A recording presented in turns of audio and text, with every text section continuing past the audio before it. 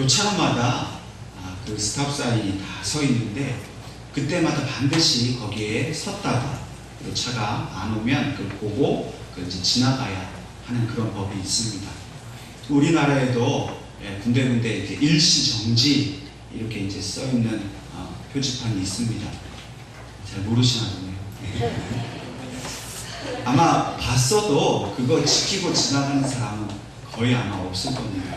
그러니까 저도 한국에서 운전하는 식으로 스탑 사인이 있어도 그냥 이렇게 지나다녔습니다. 그랬더니 이제 제 같이 공부하는 후배 목사님 계속 그렇게 스탑 사인 무시하고 다니면 언젠가 큰 보복을 당할 거라고 저에게 겁을 주던 적이 있었습니다. 그러고 나서 얼마 후에 이제 제가 혼자 운전을 하고 지나가다가 이제 스탑 사인을 보고 여기 섰다 가야지 하고 이제 제가 잠시 섰다가 그리고 이제 지나갔습니다. 그런데 뒤에서 경찰차가 저를 따라오는 겁니다. 그러더니 저를 이렇게 세우라고 이렇게 이제 얘기를 합니다. 그래서 제가 왜 그러느냐, 그래서 저보고 스탑 사인에서 서는 게 문제가 있다는 거예요. 아니다, 나는 분명히 잠깐 섰다가 그리고 왔다. 그랬더니 저보고 그 경찰이 하는 소리가 갑자기 1, 2, 3를 해보라는 거예요. 저보고 이상하다, 왜 나보고 1, 2, 3를 하라구나. 그래서 제가 얘기를 했어요. 1, 2, 3 그랬더니 그 경찰관이 험악한 얼굴로 저보고 No, 1, 2, 3 이해하셨나요? 그러니까 그 경찰의 지적은 뭐냐면 제가 너무 빨리 움직였다는 거예요. 충분히 거기에 머물러 있다가 주변 상황을 보고 안전하면 그때 지나가야지 그렇게 잠깐 섰다가 가면 안 된다. 다음부터는 그러지 말아라. 그러니까 이제 제가 그 기억이 굉장히 이제 오래 남아 있습니다. 우리가 잘 가고 있던 그 길에 갑자기 스탑 사인이 나타나서 서야 한다면 그 여간 귀찮고 번거로운 일이 아닙니다. 참으로 짜증나는 일이 될 수도 있습니다. 때때로 우리의 삶 속에서 우리는 우리 스스로 스탑! 나 여기까지만 할래. 나 그만 갈래. 나 여기 서 있고 싶어. 라고 말할 때도 있습니다. 그만하고 싶다. 너무 힘들다. 라는 생각을 할 때도 있습니다. 또 누군가가 좀 내 인생에 찾아와서 나를 좀 그만 가게, 나를 좀 이렇게 멈추게 해줬으면 좋겠다. 라는 생각이 들 때도 있습니다. 그러나 우리는 결코 멈출 수 없는 그런 힘든 인생을 계속 가야 하는 그런 때를 만나게 됩니다. 어쩔 수 없이 끌려가는 그런 인생을 우리는 살아가기도 합니다.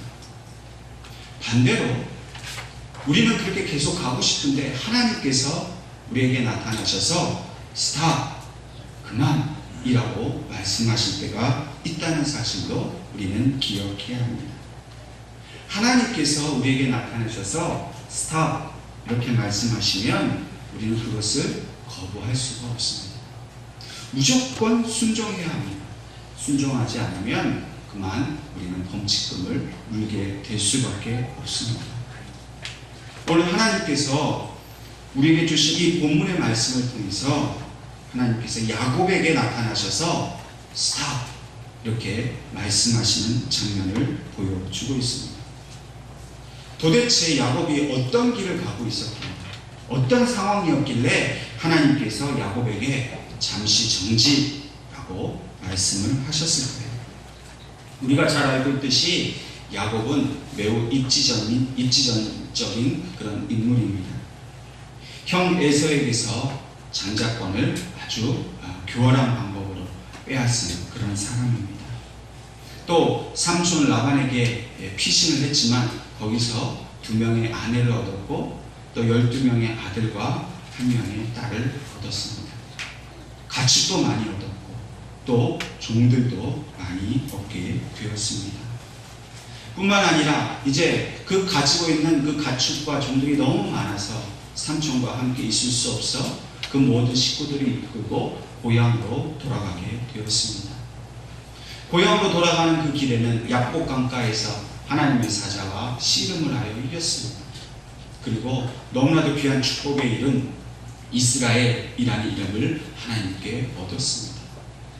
또 원수같이 여겨야 하는 그 형 에서와 극적인 화해를 해서 형으로부터 용서함까지 다 받았습니다. 이쯤 되면 야곱의 인생에는 아무런 장애물이 없어 보입니다. 이 땅에서는 그 어떤 것도 부러울 것이 없는 그런 축복과 은혜를 누리는 것이 바로 야곱의 삶이었습니다. 그렇기 때문에 스스로 스탑, 나 그만할래 라고 말할 필요도 없고, 또 누군가 그 길을 막는다 할지라도 능히 그의 가는 길을 막을 수 없는 그런 형통한 삶을 살고 있었던 것이 바로 야곱의 삶이었습니다. 이렇게 평안하고 아무 문제 없어 보이는 이 야곱에게 왜 하나님께서 나타나셔서 본문 1절 말씀처럼 하나님이 야곱에게 이르시되 일어나 베델로 올라가서 거기 거주하라 라고 말씀하시는지를 우리는 살펴봐야 합니다. 지금 야곱은 세겜이라는 땅에 살고 있습니다. 그런데 하나님께서 야곱을 향해서 네가 지금 세겜에서 뿌리 내리고 가족들과 함께 편안하게 잘 살고 있는 그 모든 것을 다 버려두고 베델로 이사해라. 거기 가서 거해. 그럼 이것은 하나님의 어쩌면 우리가 보기에 무리한 요구가 아니겠습니까? 김포 땅에 아이들 학교도 잘 다니고 있고 집도 사놓고 집값도 많이 올라서 좋은데 직장 다니는 거 아무 불편함이 없는데 하나님이 갑자기 너 김포 땅을 떠나서 다른 데 가서 살아. 하루아침에 그것을 정리하고 움직이는 것이 쉬운 일입니까? 무리한 요구라고 어쩌면 우리는 하나님 앞에 불평할 수 있습니다. 그런데 왜 하나님께서 야곱에게 이러한 무리한 요구를 하시는 걸까? 그것은 바로 창세기 34장에 일어난 하나의 사건 때문입니다. 창세기 34장에서 일어난 그 사건은 사실 우리가 쉽게 이해할 수 없는 사건 중에 하나입니다. 내용은 그렇습니다.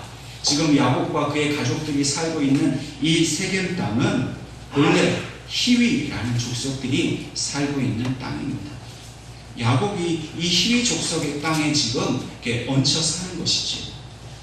그런데 하루는 이 히위 족속의 족장인 하몰이라는 사람의 아들인 세겜이 그만 야곱의 그 고명딸인 디나를 육체적으로 범하는 그런 사건이 발생하게 됩니다. 이 사실을 야곱의 12아들들이 알게 되었습니다. 그리고 그 일을 매우 수치스럽게 여기게 되었습니다. 하나님의 택하심을 받고 또 부유하게 잘 살고 있는 이 집안의 이 귀한 딸에게 이방인이 죄를 저질렀다 하는 이 사실 때문에 이 야곱의 12아들들이 다 분노하게 되었다는 것입니다. 소위 말해서 우리 식으로 말하면 잘 나가는 집딸을 건드렸다는 겁니다. 이 일로 인해서 야곱의 아들들은 계략을 꾸밉니다. 그리고 그것을 복수를 하기 위한 방법을 생각해냅니다. 그것은 바로 할례를 그 세겜 족속에게 요구하는 것입니다. 너희가 우리의 동생을 건드렸기 때문에 우리와 한 가족이 되기 위해서 너희가 할례를 받아야 된다. 이것이 하나의 빌미였고 그 말에 순순히 이 세겜의 남자들이 할례를 받고 난 이후에 야곱의 아들 중에 특별히 시므온과 레위라는 이 두 아들이 그 야곱의 모든 남자들을 다 죽여버리게 됩니다. 그리고 그들의 모든 소유물을 다 빼앗았습니다. 야곱이 뒤늦게 이 일을 알았습니다. 그리고 그 아들들을 야단쳐 보았지만은 이미 때는 늦었습니다. 그들의 입장에서는 그것이 잘한 일인지 모르지만 하나님은 이 일을 문제 삼으셨고 결코 이 일을 간과하지 않으셨습니다. 오늘 야곱의 가정에 문제가 무엇입니까? 어떤 문제 때문에 하나님께서 이들을 베델로 소환하신 겁니까? 그것은 바로 이들이 그 풍요가 지나쳐서 오만에 빠진 것 때문이었습니다. 하나님께서 자기들만을 택했다는 이 편협한 선민의식이 이러한 천국을 낳게 했습니다. 감히 돈 많고 힘 있는 우리를 건드려? 라는 이러한 교만한 마음이 그렇게 말할 수 없는 그 한 족속을 다 멸망시키는 놀라운 무서운 결과를 낳았던 것입니다. 이러한 이 야곱 가정의 그 영적 위기 앞에서 하나님은 야곱 앞에 나타나셔서 스탑, 그만이라고 말씀하신 겁니다. 그리고 너희와 그 너희 자녀들이 가지고 있는 그 모든 오만함을 버리고 베델로 올라가라고 명령하고 계십니다. 너희가 세겜 땅에서 그렇게 내가 너희에게 준 축복을 누리면서 평안하다고 말하고 우리는 부유하다고 말하고 그저 나약한 모습으로 그냥 아니란 모습으로 주저앉고 있는 그 모습, 이제 그거 다 버리고 베델로 다시 올라가라고 주님이 명령하고 계십니다. 야곱이 하나님께서 이 명령을 하시니까 그 순간 아차하고 생각했던 것이 있습니다. 이 명령을 듣기까지 야곱이 잊고 살았던 것이 있었습니다. 그것은 바로 그가 일생 가운데에 분명히 명확하게 기억해야 할 그 베델에서 있었던 하나님의 은혜를 야곱이 잊고 있었다는 사실입니다. 지금 자녀들이 잘 자라주니까 먹고 사는 일에 문제가 없고 가축들은 날마다 번성해지고 편해지니까 그 베델에서 본인이 자신이 얻었던 그 은혜를 잊어버리게 된 것, 그것이 바로 야곱의 영적 위기였습니다. 하나님이 바로 그 사실을 야곱에게 상기시키고 계셨던 것입니다. 그래서 본문 1절 말씀처럼 내가 내 형 에서의 낯을 피하여 도망하던 때에 내게 나타났던 하나님께 거기서 제단을 쌓아라 라고 말씀하고 있습니다. 야곱은 도망자였습니다. 잡히면 죽을지도 모르는 위기 가운데 있었습니다. 근데 그때 하나님을 만나 은혜를 얻게 됐습니다. 이 사실은 창세기 28장 10절 이하에 자세히 기록되어 있습니다. 형에게 쫓겨서 그 한들에서 돌로 베개를 삼고 눈물을 흘리며 잠자리에 들었던 야곱이었습니다. 얼마나 외롭고 얼마나 아팠겠습니까? 근데 하나님께서 야곱을 그냥 내버려 두시지 않았습니다. 천사들이 그 사다리를 타고 하늘을 오르락내리락 하는 그 환상을 보여주셨습니다. 야곱에게 있어서는 자신이 버려진 것 같고 자신이 도망자가 되었고 홀로 있는 것 같은 그 극심한 외로움 속에서 하나님이 나와 함께 하신다는 가장 은혜로운 순간, 가장 복된 순간을 맞이했던 것, 그것이 바로 베델에서 있었던 일이었습니다. 그리고 그곳에서 하나님의 약속의 말씀을 들었습니다. 창세기 28장 15절 말씀에 내가 너와 함께 있어 내가 어디로 가든지 너를 지키며 너를 이끌어 이 땅으로 돌아오게 할지라 내가 내게 허락한 것을 다 이루기까지 너를 떠나지 아니하리라. 이 분명하고도 확실한 약속의 말씀 앞에 야곱은 큰 힘을 얻었습니다. 하나님을 그곳에서 만나게 될 줄은 꿈에도 생각 못했지만 그러나 그곳에서 만나주신 하나님 앞에 그런 너무나 큰 감격과 은혜를 가지게 되었습니다. 한마디로 죽을 것 같던 야곱이 하나님의 이 나타나심과 이 약속 때문에 살아나게 된 것입니다. 그리고 그 하나님의 은혜에 감사하면서 야곱은 하나님께 또 자신의 소원의 말씀을 기도했습니다. 창세기 28장 20절과 22절까지의 말씀을 보면 야곱이 소원하여 이르되 하나님이 나와 함께 계셔서 내가 가는 이 길에서 나를 지키시고 먹을 떡과 입을 옷을 주시어 내가 평안히 아버지 집으로 돌아가게 하시오면 여호와께서 나의 하나님이 되실 것이요 내가 기둥으로 세운 이 돌이 하나님의 집이 될 것이요 하나님께서 내게 주신 모든 것에서 10분의 1을 내가 반드시 하나님께 드리겠나이다 하였다. 야곱이 받은 은혜가 얼마나 컸던지 그는 순결하고 참으로 순수한 모습으로 하나님 앞에 세 가지 약속을 드렸습니다. 하나님께서 나의 길을 평안케 하셔서 다시금 내 고향으로 안전하게 돌아가게 하시면 첫 번째로 오직 여호와께서만 나의 하나님이 되실 것입니다. 그 시대에 많은 이방신들이 있었습니다. 이방 족속들은 그 이방신을 자기의 하나님으로 섬기고 있었습니다. 헛되고 거짓된 것을 섬겼습니다. 이 말은 야곱이 절대로 자기 신앙에 흔들리지 않겠다는 그런 하나님 앞에서의 약속이었습니다. 어떤 일이 있어도 아무리 좋은 것들이 있어도 이방신을 섬기지 않고 하나님만을 섬기겠다는 그런 믿음의 약속이었습니다. 두 번째로는 자신이 베고 잤던 그 돌이 바로 하나님의 집이 될 것이다.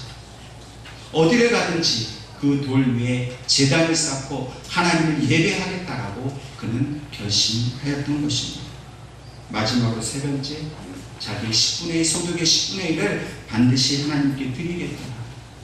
그래서 내 것이 아니라 하나님께서 주신 것이라고 인정하며 그렇게 살겠노라고 그렇게 서원하였던 것입니다. 하나님이 지금 야곱에게 이 말씀을 하신 것은 네가 그 베델에서 했던 그 세 가지 서원의 내용을 기억하라고 말씀하신 겁니다. 그리고 그 서원을 이제 약속을 지키라고 하나님께서 베델로 올라가라고 말씀을 하신 겁니다. 오늘 우리에게도 마찬가지입니다. 오늘 이 시간 이 예배를 통해서 하나님께서는 우리에게도 동일하게 베델로 다시 올라가라고 말씀하고 있습니다. 우리도 그렇지 않았습니까? 빈들에서 눈물로 밤잠을 자지 못하면서 그 고통스럽게 외로워했던 밤이 있지 않았습니까? 돈 문제로, 자녀 문제로, 집 문제로, 내 신앙에 어떤 믿음의 확신이 없어서 괴로워하며 밤잠 이루지 못했던 그날 그 밤이 있지 않았습니까? 근데 그때 하나님께서 어떻게 하셨습니까? 그때 우리를 만나주셨습니다. 외롭다고 고통스럽다고 부르짖고 하나님을 찾을 때 하나님 결단코 우리를 외면하지 아니하시고 우리는 분명히 만나주셨습니다. 어려웠을 때, 너무나도 절실히 하나님의 도움이 필요했을 때 그때 우리를 만나주셨고 우리를 도와주셨고 내가 너를 결단코 버리지 않겠더라고 약속해 주신 그 하나님 우리가 만나지 않았습니까? 여러분 그 약속을 기억하고 있습니까? 그래서 하나님 나에게 이렇게 기도에 응답해 주시고 도와주시면 제가 이렇게 살겠습니다 라고 하나님 앞에 서원했던 것 여러분 잊어버리셨습니까? 이제 좀 살만하고 그 문제가 지나가고 이제 먹고 살만큼 편안해지니까 여러분 그 약속을 어떻게 하셨습니까? 우리가 잊어버리고 산 그 하나님 앞에 서원 그 약속을 하나님 지금 우리에게 다시 기억하라고 말씀하고 계십니다. 하나님은 다 기억하십니다. 우리가 힘들어서 입술로 내뱉었던 것, 또 기쁘고 감사해서 내 입술로 약속했던 것, 우리는 시간 지나면 내가 그때 왜 그런 약속을 했지? 라고 후회하고 없었던 걸로 하고 싶어서 애써 잊으려고 했지만 하나님은 다 기억하십니다. 여러분들이 정말 진실된 마음으로 하나님 앞에 기도하고 약속한 것 있다면 하나님 그거 반드시 우리 보고 그거 갚으라고 말씀하시는 겁니다. 우리 이 예배를 통해서 하나님은 너희가 다시 베들로 가서 내 앞에서 너희가 누렸던 그 은혜, 그 하나님의 응답, 그것을 통해서 너와 내가 다시금 그 베델의 신앙을 회복하자고, 그 관계를 회복하자고 하나님 우리를 부르고 계시는 줄로 믿어야 할 것입니다. 우리가 기도했던 것, 내가 다시는 하나님을 저버리지 않고 열심히 기도하겠습니다. 말씀 열심히 읽겠습니다. 봉사 열심히 하겠습니다. 선교도 하겠습니다. 하나님 뜻대로만 살겠습니다. 여러분들 구체적으로 하셨던 그 마음의 약속들을 지금 하나님은 다 갚기를 원하십니다.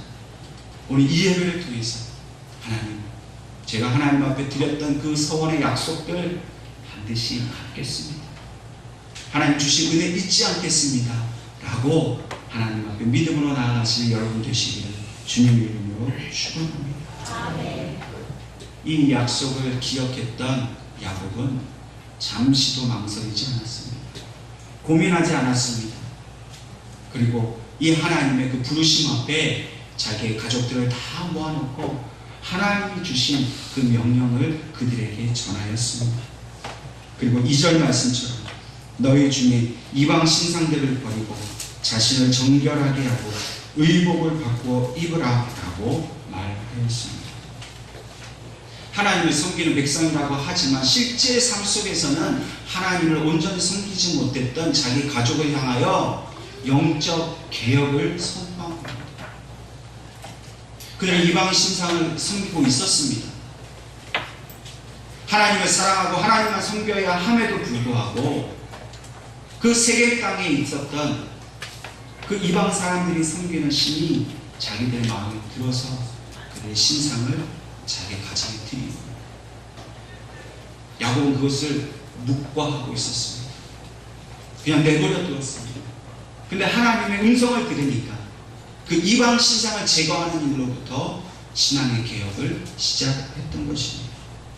또한 자신을 정결케 하라고 말합니다. 하나님께서는 정결한 제사를 받으십니다.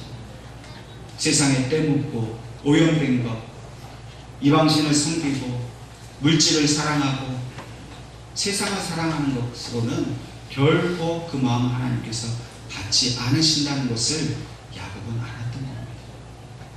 또한 의복을 바꾸어 입으라 그랬습니다. 의복은 삶의 태도요 하나의 방식입니다. 자기를 드러내고 자기를 치장하는 것이 바로 의복입니다. 그러한 사람에게 보이기 위한 것, 자기를 가시하기 위한 그런 세상 풍조나 따르는 그런 의복을 이제는 바꾸어 입고 정결하고 순결한 하나님 앞에서 서는 그 모습으로 의복을 바꾸어 입으라는 겁니다. 야곱 한 사람이 이런 결단을 통해서 그 온 가족에게 그 하나님의 명령을 전했을 때에 그들은 4절 말씀처럼 모두 다 순종하고 이방 신상과 그들의 그 귀에 있었던 모든 고리들, 자기를 치장했던 것, 자기를 과시했던 모든 것들을 다 땅에 묻어버렸습니다. 그럼 하나님께서 오늘 우리 예언교회 성도들에게도 동일하게 말씀하십니다. 세상에 자랑하고 싶은 것, 세상에 좋은 것 가지고 싶은 욕심의 마음, 하나님을 섬기는 마음이 아닌 그 어떤 것으로 오염되어 있는 우리의 모든 것들을 정결케 하고 그 의복과 우리를 화려하게 치장했던 모든 것들을, 그 불필요한 것들을 다 땅에 묻기를 원하고 계십니다. 오늘 우리는 우리의 모든 세속적인 욕심, 안일함, 평안함, 나태함, 이런 모든 것들을 땅에 묻어야 합니다. 여러분, 낙엽이 이제 가을이 되면 떨어지기 시작합니다. 낙엽이 왜 떨어지는지 아십니까? 오헬리의 소설처럼, 그 마지막 잎새라는 소설처럼 그 마지막 낙엽이 다 떨어지고 나서 우리에게 절망을 주기 위해서 낙엽이 떨어지는 게 아닙니다. 반대로 오히려 그 낙엽이 떨어지는 건 소망입니다. 왜냐하면 이 한겨울의 추위를, 그 혹독한 추위를 이 나무가 견뎌내기 위해서는 자기의 그 가지에 붙어있는 낙엽을 다 떨어뜨려야만 최소한의 그 물을 가지고 그 생명을 유지할 수 있기 때문입니다. 나무가 살아가는 살기 위한 생존의 방식이 바로 그 화려한 나무 그 잎을 다 떨어뜨려 버리는 겁니다. 그럼 우리의 삶도 마찬가지입니다. 우리가 정말로 살아남기 위해서는, 하나님 주신 영생의 삶을 살기 위해서는 우리가 세상에 자랑하는 것, 나를 치장하고 화려하게 보는 그 모든 것들을 다 떨어뜨려 버려야 합니다. 여러분도 병원에 가셔서 검진하시면 의사가 뭐라고 얘기합니까? 몸에 지방이 너무 많습니다. 그러면 뭐라고 해요? 운동하라고 합니다. 운동해서 내 몸에 열을 내서 그 불필요한 지방들을 태우지 않으면 결국 그 지방들이 우리 혈관을 막고 우리 신경을 막고 우리의 모든 건강을 해치게 합니다. 그 지방을 태워서 내 몸에서 그걸 떨고 버려야만 우리는 건강하게 생명을 유지할 수가 있습니다. 여러분, 우리 영혼도 마찬가지입니다. 우리 심령 속에 세상의 때가 껴있고 세상의 지방이 껴있으면 우리의 영혼은 죽을지도 모릅니다. 우리의 심령의 건강을 잃어버리게 됩니다. 하나님을 찾고 하나님의 은혜를 생각하기보단 세상 염려에 빠져있고 자기 욕망에 빠져있고, 그래서 그 욕심 때문에 늘 불만족스러워하고 하나님께 불평하고 원망하는 마음, 기쁨이 사라지고 우울감이 몰려오고 세상 사람들 가진 것 갖고 싶어하는 그런 탐욕에 빠져있다면 우리의 영혼은 얼마 가지 못해서 큰 병을 알아 들어누울 수밖에 없습니다. 오늘 베델에 올라오라 하신 그 하나님의 명령은 우리에게 바로 그걸 이야기하는 겁니다. 내 마음속에 있는 그 불필요한 것들을 다 묻어버리라는 겁니다. 회개하고 그 하나님 원망했던 마음, 낙심했던 마음, 우울했던 마음, 그냥 나는 편안하다, 나는 아무 문제 없는데 왜 기도해야 되느냐 하는 마음들 다 버려야 된다. 내가 외롭고 힘들었을 때, 오늘 야곱의 고백처럼 내가 환난 중에 부르짖을 때 그 기도를 응답해 주시고, 내가 외로울 때 나와 함께 해주신 그 하나님 앞에 내가 다시 돌아가겠습니다 라는 그 결단을 우리가 하기를 하나님은 간절히 원하고 계십니다. 야곱은 그 사실을 알았기 때문에 즉각적으로 하나님 앞에 순종했습니다. 잊어버렸던 그 베델의 은혜를 기억하고 다시금 그 세겜 땅에서의 모든 그 평안함과 자기의 기득권을 다 버리고 베델로 올라가기로 결단을 했습니다. 그리고 온 가족과 자기의 모든 재산을 이끌고 그 세겜 땅을 떠났습니다. 그런데 야곱이 그 모든 것을 버려두고 떠났을 때 어떤 일이 일어났습니까? 5절 말씀을 보니까 그들이 떠났으나 하나님이 그 사면 고을들로 크게 두려워하게 하셨으므로 야곱의 아들들을 추격하는 자가 없었다. 하나님께서 그 사면 모든 고을들을 두렵게 하셨습니다. 이 두렵게 하셨다라는 말의 그 본래 원어적 의미는 바로 파괴한다는 뜻입니다. 하나님께서 야곱의 그 둘러싸고 있었던 모든 대적들을 다 파괴하셨습니다. 다 쳐부수셨습니다.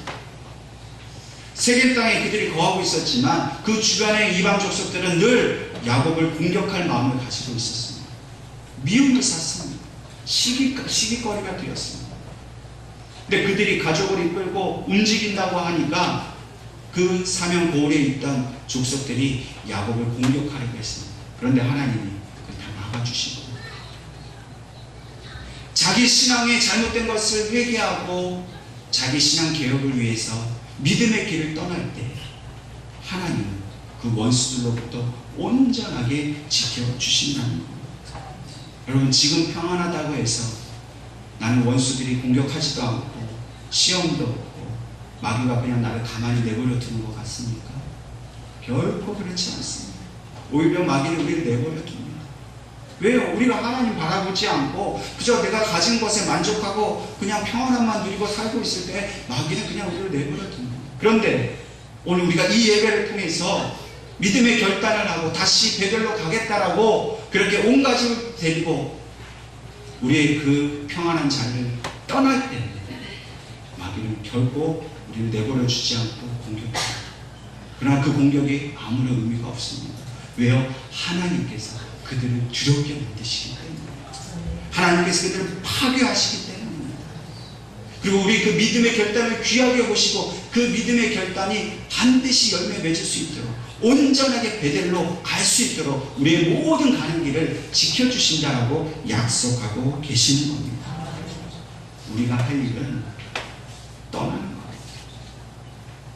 기도하지도 않고 말씀도 잘 보지도 않고 하나님 생각하지도 않고 매일매일의 걱정이 매일매일의 염려에 매일매일 그냥 되는 대로 살아가고 있는 이 세겜 땅에서의 우리의 삶을 아니다라고 버리고 하나님 나 만나주셨던 그 처음 사랑, 그 처음 은혜, 구원의 감격, 그것을 회복하기 위해 베델로 길을 떠날 때 하나님은 온전히 우리를 붙들어 주시고 지켜주신다는 사실을 우리는 분명히 기억해야 합니다. 야곱은 마침내 베델에 도착을 해서 엘 베델에 제단을 쌓습니다. 이 엘이란 말은 하나님이라는 뜻입니다. 다시 말해서 엘 베델은 베델의 하나님이라는 뜻입니다. 이것은 무엇입니까? 야곱이 자기 신앙의 그 회복을 의미하는 것입니다. 이제 나는 과거의 그 풍요롭고 세속의 찌든 삶을 버리고 나는 다시금 베델에서 만나주신 그 하나님과 함께 하나님 뜻대로 살겠다라는 결심으로 그 제단 이름을 엘 베델이라고 이름을 지었던 것입니다. 오늘 하나님께서는 이 시간 이곳에 있는 우리에게 이 자리에 엘 베델의 제단을 쌓으라고 명령하고 계십니다. 여러분, 이 예언교회 예배당, 여러분들이 지금 앉아있는 이곳은 여러분들에게 어떤 곳입니까? 일주일에 한 번 잠시 앉았다 가는 그런 곳입니까? 이곳에서 여러분 무엇을 경험하셨습니까? 이곳이 베델이었지 않았습니까? 이곳이 바로 하나님을 다시 만나는 엘 베델이 되어야 되지 않겠습니까? 이곳에서 우리의 그 모든 그 세속에 섞여 있는 것, 모든 죄악들 다 묻어버리고 이곳에서 다시금 자기 신앙을 회복하는 엘 베델의 제단을 쌓아야 되지 않겠습니까? 우리는 지금 너무나도 큰 영적 위기의 시대를 살아가고 있습니다. 그동안 우리는 너무나 많은 부요함을 누리며 살았습니다. 근데 그 부요함이 지나쳐서 그 부요함 때문에 형제가 형제를 미워하고 사람이 사람을 상하게 하고 온갖 부정과 비리가 판을 치게 되고 국가적으로는 북한의 위기가 있고 경제 위기가 있고 각종 범죄와 각종 잘못된 사상으로 인해 큰 어려움을 겪고 있습니다. 여러분, 나라만 그렇습니까? 우리 가정은 그렇지 않습니까? 겉으로는 우리가 잘 살고 있는 것 같이 보이지만 여러분들 가정 들여다보면 크고 작은 그런 위기들이 다 있지 않습니까? 부모와 자녀들 간에 대화가 되지 않고 남편과 아내 간에 또 관계에 어려움이 있지 않습니까? 이런 영적인 위기의 시대에 우리가 해야 하는 게 무엇입니까? 다시금 베델로 돌아가는 일입니다. 다시금 순수하고 그 진실했던 그 믿음의 시대로 우리가 돌아가는 일입니다. 여러분, 우리의 가정 깨어 기도해야 합니다. 기도의 자리를 지켜야 합니다. 예배가 회복되어야 합니다. 그리고 이 마지막 때 우리를 향하여 정말로 원하시는 그 하나님의 사명을 우리가 감당하겠노라고 영적인 결단을 해야 하는 것이죠.